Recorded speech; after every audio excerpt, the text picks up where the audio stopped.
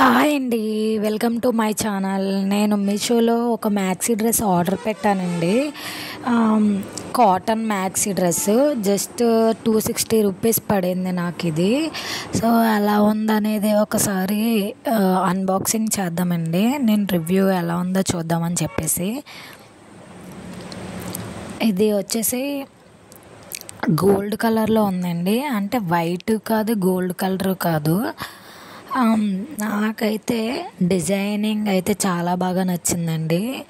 ఇది వచ్చేసి frill frock అన్నమాట.